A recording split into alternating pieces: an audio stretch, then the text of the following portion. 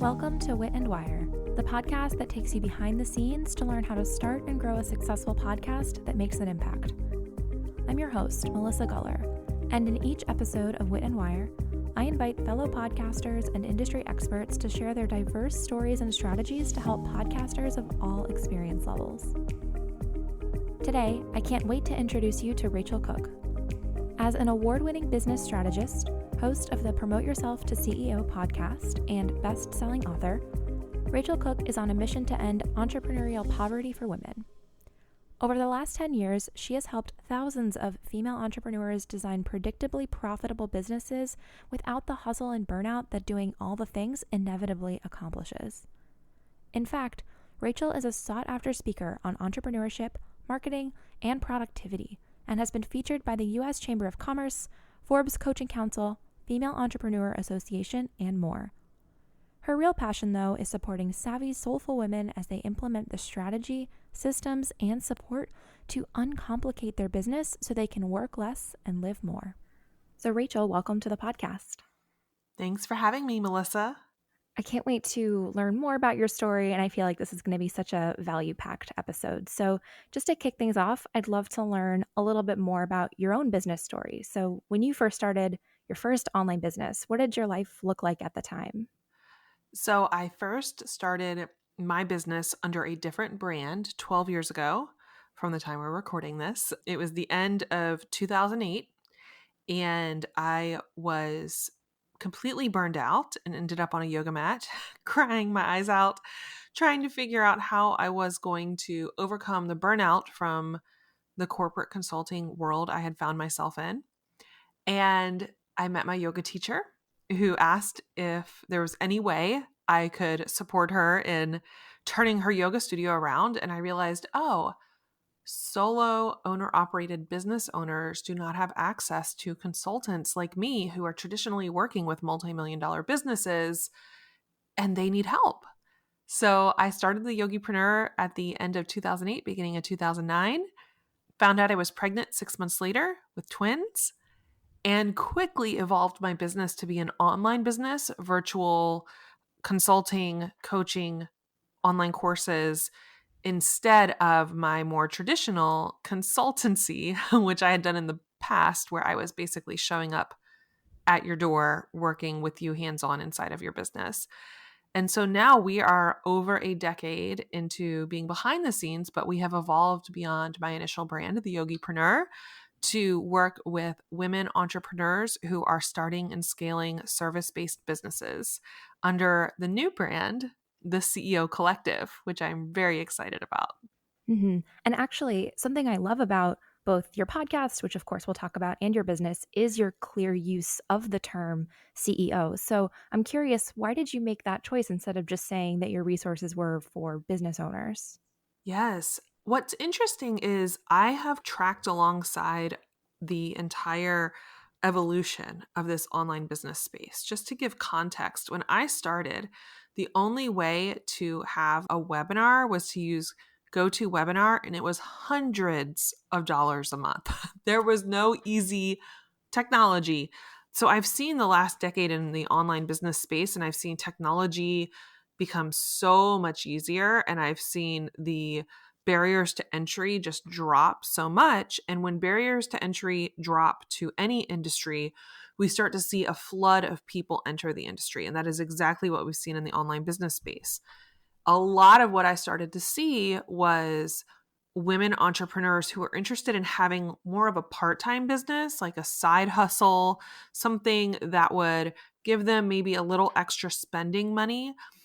But when I started calling out women who want to think like a CEO, I attracted an entirely different type of person, a different type of ideal client than the typical like solopreneur, girl boss babe, etc. I attracted women who really wanted to build substantial businesses, real businesses that could not only pay them an amazing income, but make an amazing impact in the world. So words are important. And I found that calling women CEOs and calling them up to look at themselves as CEOs just changed the game and who showed up in my business. It's amazing even hearing you say some of those alternatives like boss babe compared to CEO. Immediately, it does bring up a very different impression in my mind, not just of the personality of somebody, but their intentions with their business too. Absolutely. And right now, the majority of women starting businesses are not always starting it to be their full time income. A lot of them are starting it to be a side hustle because we are in a world and an economy where everybody could use a couple extra $1,000s a month. And there's a huge difference between somebody who's that's their level. They're just trying to get a little extra spending money. They're just trying to cover their bills or set aside for the fun extra stuff they want to do in their life, and someone who is the sole breadwinner for a family of five, which is my particular situation, and who really wants to make this their work for the next 20 to 40 years. Something else that I think is very unique and also very clear about your approach is that you aren't selling that quick fix solution. Like in every resource that I found when I was learning more about you, you've got a 12-month profit plan, just as one example, or it just all of the resources have this very long term approach. So maybe this is a bit of a leading question, but why 12 months instead of maybe a 3-month plan or those short term wins? Yeah, short term wins are so important. But I think one of the biggest challenges in especially the online business space is most of the focus is on what you can get short term. And when we think short term, we act short term and we make decisions for the fast money instead of the long term money. And at the end of the day, I have seen too many people who are just one launch away from their business not working anymore. We need to not only think about what we can make this month, but how we are setting ourselves up for the recurring monthly revenue we're going to be bringing in 6 months, in 12 months. And that's why the 12-month profit plan is so incredibly important, because too often I see women entrepreneurs stuck in that feast or famine cycle where they're constantly hustling for the next $1,000, $5,000, $10,000 instead of having a clear plan for how they're going to make sure that they're getting the revenue they need to support the lifestyle they want. hmm I think even with podcasting as well, it's not something that's going to happen overnight or be successful overnight. And a lot of times, I think it's easy to hope that you could launch the podcast so quickly or grow an audience so quickly. But I think the podcasts that succeed are the ones that had a plan to start with and were committed to the long term right from the start. Absolutely. I think especially in podcasting takes time to build your audience and to build that trust with them. And this is different from other forms of media. A video like we see on YouTube, etc., or TikTok, something like that, a video, we have seen people build audiences super quickly on those platforms, but they are very search friendly. And podcasting is not always as search friendly. But what I have found over and over again is that my podcast listeners are the most qualified potential clients. They're the most interested in actually learning about what I have to talk about. And they do this amazing thing. They start to binge listen to all of your shows. So if they land on you and realize that, oh, you are the person they want to learn from, they start going through back episodes and it becomes this amazing learning style that is hard to replicate in other types of content. That's such a great point. And although, let's say, TikTok is much more searchable, the lifespan of a TikTok, I have to imagine, is way shorter than a podcast episode, which could truly be discovered and enjoyed years later. Absolutely. I am still getting clients who listened to podcasts when I first launched my very first podcast in 2015. They still find the content out there. And again, they binge listen to all of it so that it becomes an evergreen source of referrals of potential clients. hmm So, speaking of the start of your podcast, I'd love to learn more about when you did first launch. What was your goal or your big picture thinking around why you wanted to have a podcast? I've had a couple iterations of my podcast. So the first podcast I had was when I was under the brand Yogipreneur, the Yogipreneur, and I had Yogipreneur Radio. And I interviewed yoga entrepreneurs, small business owners, yoga studio owners who were doing things differently, because in that particular industry, the traditional business model just doesn't work for most people. So I was interviewing people who were breaking the mold and challenging the status quo. That was my first podcast, and I really enjoyed it. Previous to that, this was about 2015, I had tried pretty much everything. I had created a bunch of YouTube videos, I had blogged a lot. And what I found was I really enjoyed conversation with interesting people. So it was great for me as someone who's just curious and wants to talk to other people. But when I had a solo show, I found it was really well suited to my teaching style. I am not a tips and tricks type of person. I like to get into bigger picture strategy. So, trying to keep attention on a YouTube video, for example, the average YouTube video that does really well is under 8 minutes. But on a podcast, you get somebody for 30, 45 minutes, even 60 minutes, and they will listen all the way through. And I found that was the better audience for me. It was better suited to my way of teaching content. If you are just a long form, bigger picture, more strategic type of person, you want to go deeper into topics, and you're not just doing a listicle of top 5 things to do for whatever, then podcasting is a great fit, because once people listen, they tend to stick around and listen through the whole episode. That's such a good point about how just the difference in content length compared YouTube versus podcast makes such a difference depending on your style and what you want to convey. And I know that with your podcast, you do have that kind of clear point of view. You mentioned not being a tips and tricks kind of girl. So can you talk more about how you did decide to differentiate your podcast from those others that are similar but not exactly what you're doing? Yeah.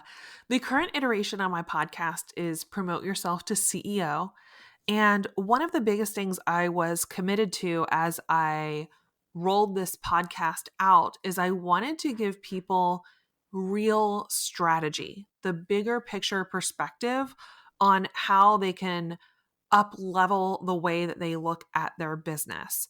Really think more strategically, more big picture, up level their habits as a CEO and start paying attention to the things that really move the needle in their business. And I knew that it wasn't going to be tips and tricks, because CEOs do not depend on tips and tricks. Solopreneurs depend on tips and tricks. People who are looking to make money this very instant look for tips and tricks. But people who are looking to build a business that is going to provide for them and their family this year, next year, 10 years down the road, are looking to build the infrastructure that will be predictably profitable and that will be sustainable. So as I was thinking about Promote Yourself to CEO, I really wanted to make sure that I could deliver content that would be anywhere from 30 minutes to 45 minutes long at a time. And I could actually really dig deep, get into the meaty part of the content, and go beyond the surface level that I was seeing in most of the space. Most of the podcasts geared towards, especially women business owners, are very geared towards what's trendy now instead of the unsexy parts of business. And the unsexy parts of business are a little bit harder to sell. I will not lie. It is harder to sell the unsexy stuff, the building a foundation, the building systems, the building the team. That is not sexy. Everyone would rather hear about how Instagram is going to make you a millionaire.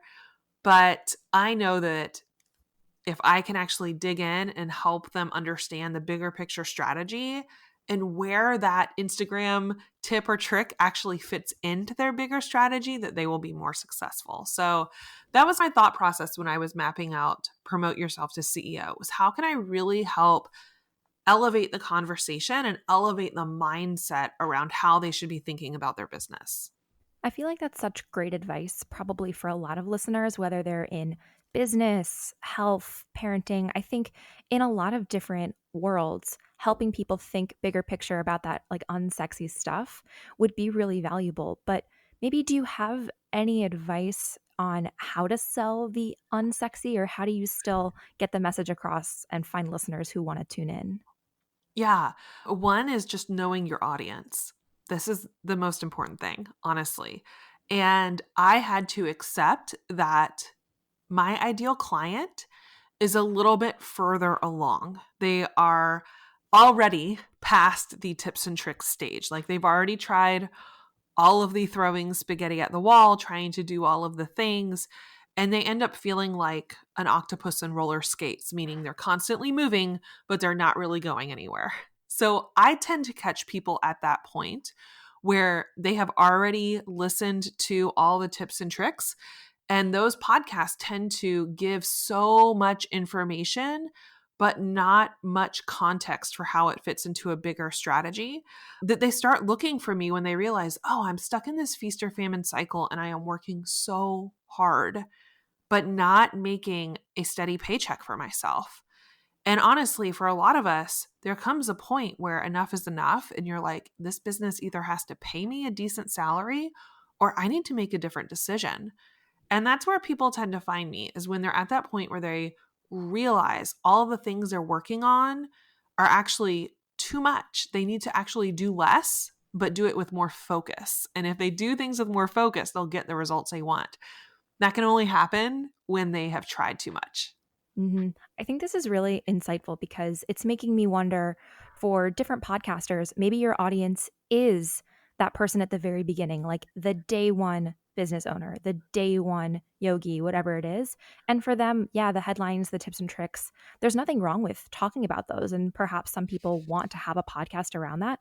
But then maybe for others, they're realizing that their ideal listener is not the day one person. They're the person, like your audience, they've been there, they've tried that, they're frustrated, and now they're looking for long term. And just knowing which one of those audiences is yours, I think is really powerful. Absolutely. And once you know that, you can actually start mapping out your content to lead them through a process, to shift their mindset and help them see how your framework or your signature system is the answer to getting them the results they want. hmm Kind of related to that, maybe more top of funnel or earlier on. I know a struggle that a lot of my podcasting students are having is around coming up with new episode ideas or content ideas. So, where do you find inspiration for your new episodes?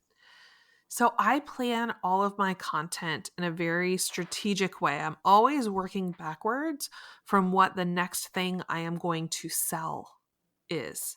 So I take the thing I'm going to sell. It might be an online program, it might be a one-on-one consulting offer, it might be an event, a virtual event right now, since I'm not going anywhere any day soon. Mhm. But I start thinking backwards from, what is it that people need to know in order to be ready to buy this thing I have to offer? So I start breaking it down to a series of content. And anyone who wants to go reverse engineer how I do this, you can literally go to my podcast. And as I share this with you, you will see how I reverse engineer this series of content. But I create a series of content that takes people through the entire customer journey, from people who don't really know who I am to people who are clear about what they're struggling with, but they don't actually understand the real underlying problem. They're having a symptom and they haven't identified the real problem, to people who know what their problem is and they just don't know what the solution is, to people who know what they need the actual solution could be, but they don't realize my offer could solve that solution. So I take them through that customer journey. And anyone who studies customer psychology, it's called the buyer's readiness journey. You can literally Google it. It's out there. This is an MBA strategy, but any good marketer knows that you have to take people through this buyer readiness journey, because then your content can align with where people are. So the first thing I do is I think about, what is the big opportunity? What is the big thing that I want them to be thinking about to start getting them attuned to what I'm about to offer? So when I was getting ready to launch my CEO Accelerator, which is my higher level mastermind program, one of the podcast episodes I put out is, what is your role as CEO? And that was a great opportunity episode, because I wanted them to start thinking about how they actually view themselves, what they actually do day to day in their business. Are they using your time and energy effectively? Are they acting like a CEO? And one of the great questions that I put in that episode was, if you were getting paid $1,000 an hour, what would you do differently? And this really helped them understand this opportunity I was presenting, that if they saw themselves like a CEO, they would let go of the busy work and focus on the bigger picture. The next type of episode I think about is the myths or the mistakes. So myths are things that people are struggling with because they believe them to be true. And so you have to be like those Mythbuster guys, and you have to explain, here's why you're stuck. Here's why you're not seeing results.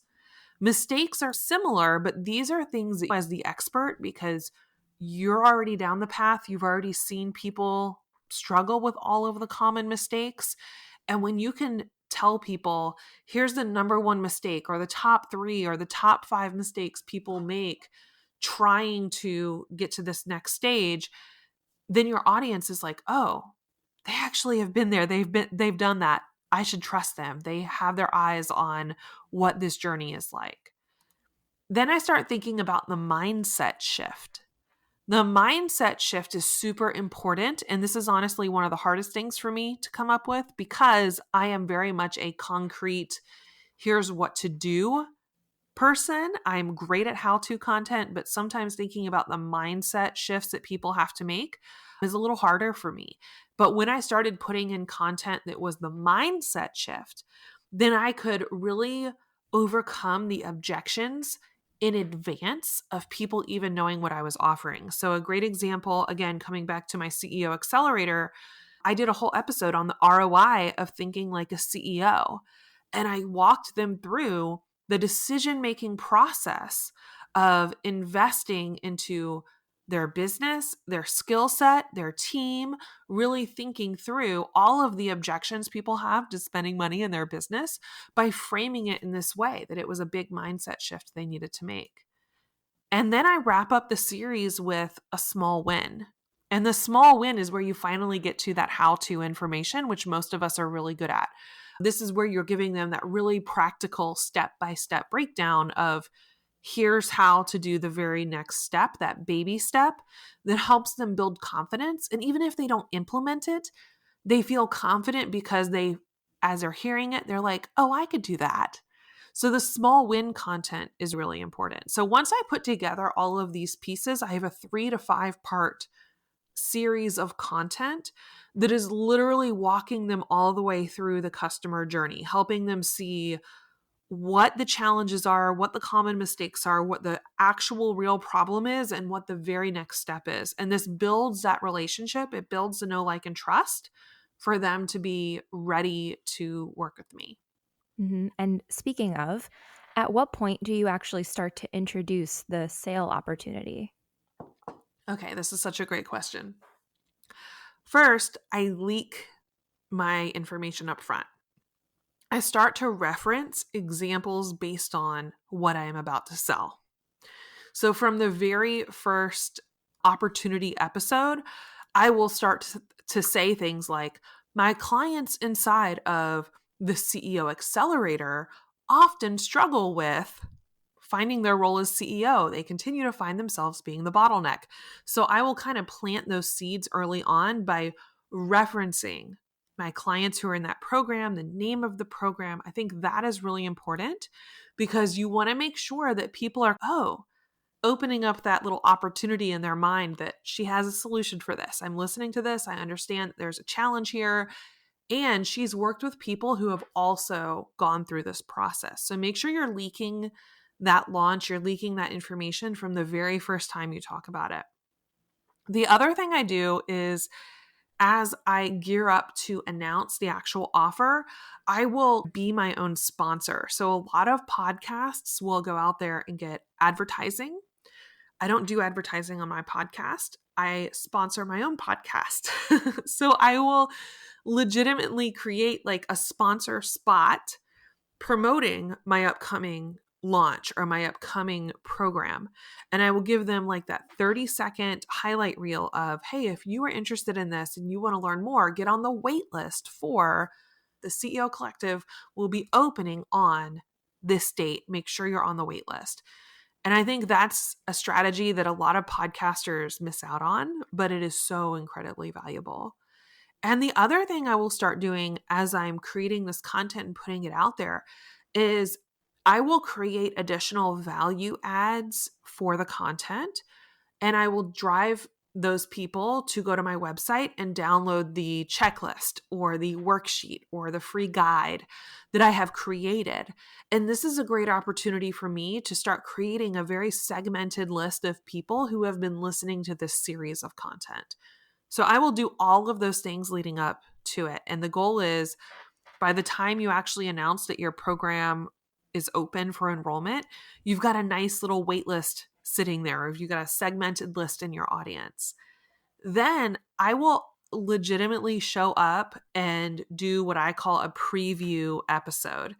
And this is something different. I haven't seen many people do this, but I realized that trying to get people off of the podcast into a webinar or into a challenge in order to convert them to an online program was really hard. Like, podcast listeners just want to hang out in their podcast feed. Trying to get them to listen to that long term or like that longer form content outside of their podcast app gets a little challenging. So I was like, what if I just put the full webinar on the podcast?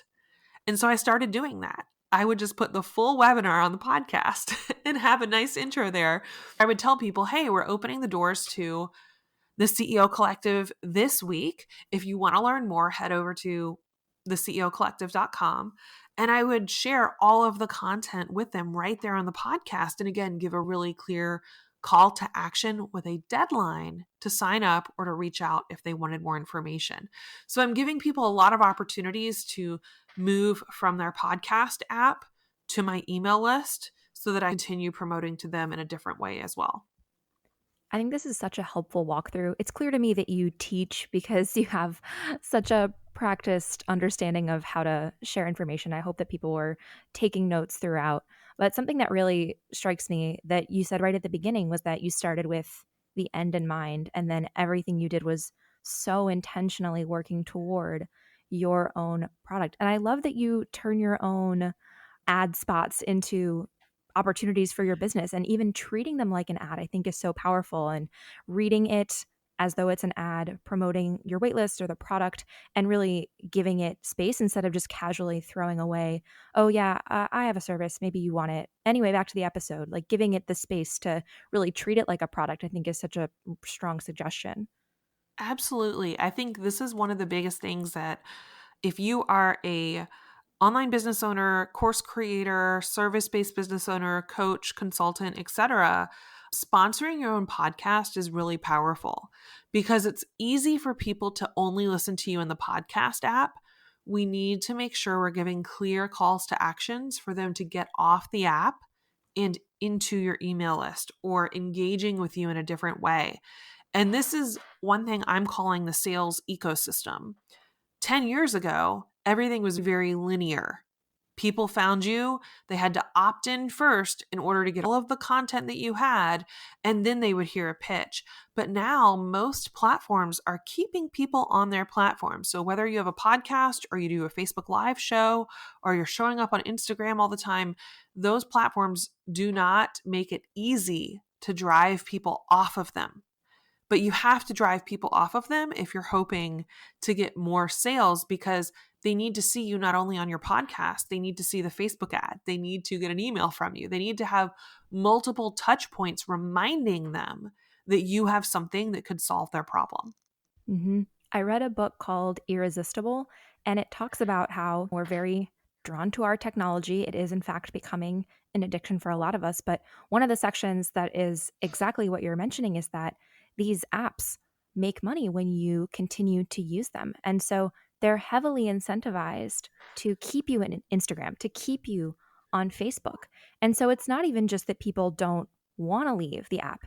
It's that there are many people working very intentionally to make it hard to do so. Like, people often talk about, why doesn't Instagram have hyperlinks in captions? They Yep, don't want you to leave Instagram. They want you to stay absolutely. exactly where you are. But one of my greatest little tips, and I will share this is absolutely free, everybody. If you are engaged on a podcast, one of my favorite things to do is to ask people at the end of every episode, if you like this episode, screenshot it, tag me at Racheal.cook, and share with me your biggest takeaway. So every Thursday when an episode goes out, I sit there and in my DMs, I'm seeing all the people who have screenshotted and tagged me and shared on Instagram what they thought about the latest episode. Now that they've tagged me, I can start a conversation with them. I can actually say, hey, thanks. I appreciate so much that you shared the episode. What are you struggling with right now? What's going on for you in your particular business? And now I can actually move the sale into another platform because podcasting does not have a direct message.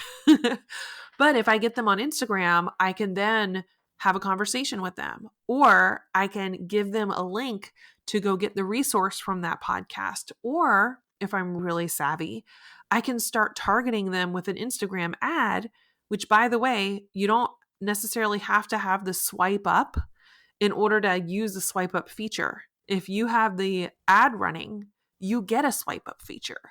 So that makes it even easier to get people to engage on a whole nother level. I loved podcasting does not have a direct message feature. Just snaps to that. It's so true. I wish it did. It'd make it I so much know. easier, wouldn't it? I'm definitely going to invite people to share their takeaways again in the outro of this episode. So I hope that many people get in touch with both of us. Now, I Yes. do want to talk about promotion a little bit more. We've started dancing into the topic of how do you promote your podcast, but I'd love to learn more. So what kinds of marketing and promotion are you doing for your own podcast episodes? So each episode that I'm doing, we have quite a comprehensive list of things that my whole team helps me to check off. And I want to be really clear, I do not do this on my own. My team helps me out so much. And that's the only reason I can do so much with my podcast, because I am very much a big picture person and not a details person. So my team takes over the podcast from the point that I record an episode. They get it transcribed and post a transcript, and they create a shortened version for the show notes. And I think this is really important because I have found in my audience, and maybe other people's audiences are similar, some people just want to skim the show notes to see if this is an episode they want to listen to or to get the important links I mentioned. But I actually have a lot of people who are hard of hearing or who don't necessarily want to listen to an episode, but they can read it. So I do fully transcribe every episode. And I have found that to be really helpful. Just then I'm hitting all the learning styles. So I do those two things and we post those. Then we write a newsletter and we send that out to our entire email audience. We also create an Instagram graphic and an Instagram story to go along with the episode. I love using something like Headliner, where you can get that little audio snippet. Those do really well in stories, especially, but it's a great way to kind of let people hear a little bit about your episode. And quick tip, if you plan to do something like Headliner, make sure your first 45 to 60 seconds of your show are that juicy hook that get people curious and wanting to listen to more, because it makes it easier to then go and create that little audiogram for your podcast. So we create all of those things. We share on Instagram, we share on Facebook, we share on LinkedIn. And then we also go out and continue to promote it via our library of content. So we make sure that it's plugged in so that every once in a while, each episode is getting reshared again and again. I love that you mentioned that it's not just launch day where you talk about different episodes, because we talked about content being evergreen before, but I think there's so much mileage you can get out of every episode. There's so much content within one episode, way more than maybe you'd even want to promote in a week. And revisiting episodes later on, I think, is such a great strategy. Yeah, I look at all of the content I create as an asset. And what I mean by that is it is something that isn't a one time like booty call content. It is a we can do this again and again, share it every time we're getting ready to promote this thing. It's not the one night stand, it is the full on relationship. We can pull it out and share it over and over again. So there's a lot of series that I will actually repeat at least once a year. So for example, I'm getting ready to do the Fired Up and Focused Challenge coming up in August. And this is a piece of content that I started in 2014. And every year I will share the Fired Up and Focus Challenge in some way, shape, or form. Now, I might re-record it if there's something going on in the world. Like right now, I need to re-record it to address the fact that we are in a global pandemic and a huge civil rights movement. So I'm going to re-record it, but it is so much faster and easier for me to share that core content right now and to have shared it for 6 years than ever before. I love too that just thinking about every year, repeating, you don't have to recreate the wheel every time. If a challenge worked really well for you, or there's a certain topic that you went into in depth through a masterclass, whatever it might be, I think assuming you can never do it again would be a huge mistake. And I love the fact that you're refreshing it and making it into something annual, because I think sometimes we overestimate how much people remember about our businesses. Yes, we will have long term, loyal fans, customers, followers, but they won't mind seeing it again. Maybe even it wasn't the right time for them last year and now it is. So I think having that kind of content that is a backbone is a really smart idea. Yeah, if there's something you're constantly reminding your clients to do, that is something you might need to share every 6 months. So, a great example of this is I talk about a practice that I have had for a very long time that I call my CEO date. It is literally just a time in my calendar every Monday morning to start my week where I review what's going on in my business and plan my week. And every 6 months, I will release an episode about how I run my CEO date. And then if you look across all of my other platforms, almost every Monday on Instagram or Facebook or LinkedIn or what have you, I am telling people different parts of my CEO date and reminding them this is a practice that will benefit you. This is a practice that will help you to stay focused and on track with your plan. And I think it's really easy as a content creator to feel like, God, I've already said this a million times already, but people need to hear it a million times. They say it takes us hearing something up to 7 times before it starts to stick. And it is so true. So we have to remember that. It might seem annoying to us, or we're just saying the same thing over and over again, but your clients and your community need you to stay this consistent in your message and to keep showing up and talking about these core concepts that you want to get them on board with in order to take that next step towards working with you. Well said. I think there's a time and a place for novelty and talking about new things.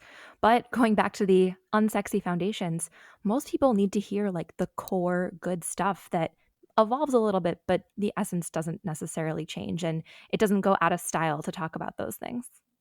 Absolutely. This becomes your foundational content. Everybody should have some core foundational content that you're going to refer back to again and again. This is why I so strongly believe in creating your own signature process and branding these concepts that you share with your clients. That's why I've branded this whole idea of an hour that you set aside each week to start your week as the CEO date, because it made it easier to speak to.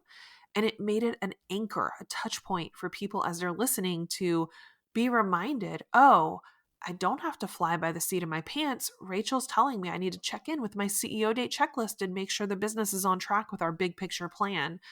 I think that's something that's easy to dismiss because it is not sexy and it is not urgent. But if you don't want your business to be like a house on fire, you have to start thinking about what are the core parts that you need people to touch into again and again so that their life or their business or their health or their relationships, whatever it is that you do, are not an emergency situation.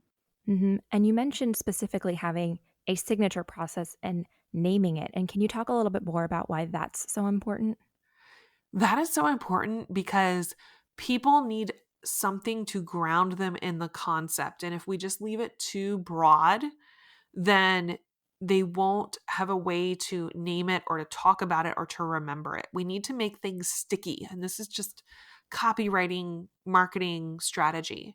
When you name something, one, it elevates you as the expert because you created the XYZ method or whatever. When you've actually called it the method or the process or whatever, people are like, okay, they've actually put some real thought into this. And then when you repeat that again and again, it sticks. So I am a huge fan of if you have a process, if you have something that you are constantly referring to with your clients, give it a name. Actually sit down and document what is this thing I am talking about. It's a great freebie, by the way. If you need an incentive for them to join your email list, you can go to rachealcook.com/CEO date and get our whole checklist. And it helps ground what they are learning from you so that when they hear it again and again, they understand exactly what you're talking about. Makes so much sense. Now, I know we're wrapping up shortly, but I have a couple more things I want to talk about. And we spent a lot of time talking about what to focus on and the importance of focus. But I'm curious to know, do you think there's any bad podcasting advice or maybe things that you would recommend not focusing on that get a little airtime or maybe are a little trendy in the space? Yeah. One of the things I see is trendy, especially because I don't know if you're seeing this right now, Melissa, but I am seeing this. A lot of people want to start a podcast right now. They're seeing the stats, they're seeing that podcasts are becoming more and more popular, but they often start without a clear idea of what makes their podcast unique and different.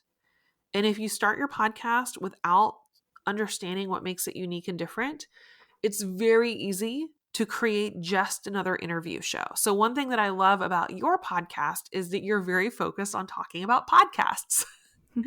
It instantly defines the conversations that you're going to have.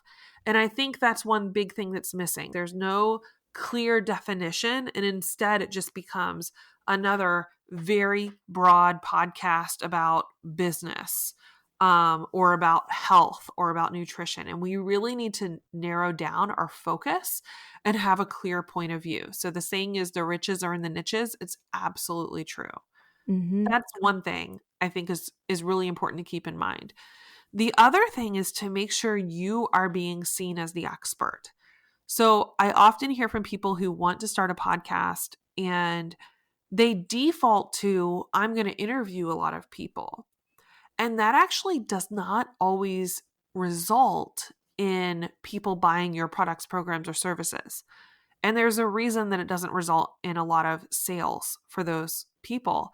It's usually because they have not actually shown their experience or their expertise or their results. They've been so focused on interviews and other people that they haven't made sure that their platform is really being reinforced with the podcast. So I love doing interviews, but be strategic about them. If you're going to have people being interviewed on your show, make sure that they're answering a specific question or topic, they're filling a certain gap. My personal favorite is to interview my actual clients because they are living, walking, talking case studies and testimonials for me and my business. And then make sure you also consider having some solo episodes where you get to show off your experience and your expertise and tell us your point of view. Because if you have a product or program or service, we have to get to know you, not just all of your interviewees. I could not agree more. That's the big reason why Wit and Wire is a mixed format podcast where I see the value of sharing stories from podcasters. At the same time, I want people to learn the essentials, and that's when I go on the mic solo to really give the foundational lessons to help people get started and grow their podcasts. And I think you said it so well about how with an interview, sure, there's value you're providing to your audience, but them seeing you is not necessarily one of them. And so I think differentiating between what's your goal here, and if you are a service provider or trying to sell yourself and your services, then considering going solo on the mic. Even if you don't want to do a whole episode, I wonder if people could do a segment where they share tips or lessons either before or after. There, I think, must be a place where people can share the value as well. I'm going to give a quick shout out to Tara McMullen, who does this really well on What Works, which is her podcast. She will often share a personal story in the intro before she brings on a guest. So she will tie in her experience and her expertise via that story and then get into the conversation that she's about to have with the person she's interviewing. And I think it's so smart because it allows us to see her point of view before we get into the whole conversation. I think she's brilliant. So go listen to her podcast, What Works. But absolutely have solo podcasts, especially if you are getting ready to launch a product, program, or service. It could be an online course. It could be a group coaching program. It could be a one-on-one offer. But if you are not giving people the chance to really get to know you, then they will not be that excited to buy from you. Well said. As we start to wrap up, I would love to know, what are some of the biggest benefits that podcasting has brought into your life and business? Honestly, at this point, podcasting has driven the majority of my sales in my business for the last 4 or 5 years, as social media has gotten more and more noisy and honestly more and more short attention span focused. Podcasting is the one space where I have found people are willing to really go there. They're really willing to dig deep and to listen to more important conversations, more elevated conversations. So for me, it has sold millions of dollars worth of consulting, worth of masterminds, worth of online courses and online membership sites. And it continues to be the driver for my revenue. And it also continues to be the driver for my visibility. I have my podcast, but what I often find is when you have a podcast, other podcasters love talking to you because they know how you podcast. They understand that you know how this all works.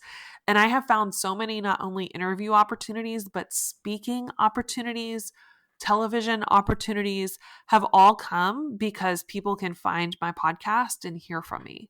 And that is amazing. And it really is a long-term strategy. This is not a 1 month into podcasting, you're going to be featured on NBC, but it does start to build. It creates a kind of that snowball effect where it starts to build on itself once you are 1 to 2 to 5 years in. It's so exciting to hear about how your podcast has supported your business. It's so incredible. I'd love to just wrap up by learning a little bit more about what's up next for you and what are you excited about for your business's future? Yeah, depending on when this episode goes out, there are two main things we are focused on behind the scenes in my business. I host the CEO retreat, which is happening every quarter. It is an event that we host now 100% virtually because we want to make sure that entrepreneurs and small business owners have a clear strategy, a clear plan to create predictable profits every 90 days. So we host a CEO retreat to help you create your 90-day plan. And again, that's something we host every single quarter. There's always one coming up. And then we also offer the CEO Collective, which is our annual membership for women entrepreneurs and CEOs who are ready to start and scale service-based businesses to make a bigger impact and a bigger income with their business. And that also opens quarterly. So there's two different ways you can work with me, either in a one-day event or in an annual membership. And I would love to hear from anyone who has found value in this because I love teaching like this and teaching these types of strategies that we talked about today. Amazing. And where can listeners learn more about you or stay in touch? You can head over to rachealcook.com. Perfect. To close things out, what advice would you offer new or early stage podcasters about their shows or even about their business's bigger picture? Stay in for the long term. I have heard over and over again from podcasters that often people pod fade. That is the word for it, when after 10 episodes or 15 episodes, they just disappear. But those that can stick with it for years are the ones who see the results. And honestly, that's true with business too. Don't expect overnight success. It does take time. It takes time because you're learning the craft. You are finding your voice. You are figuring out what exactly it is that you want to say. All of that takes time. And it takes time in your business too. So stay in it for the long haul and know that this is a process. It is not a easy button, but it is very worth it. I see people who come in and buy programs that are $5,000 or $15,000 or $20,000 off of my podcast all the time.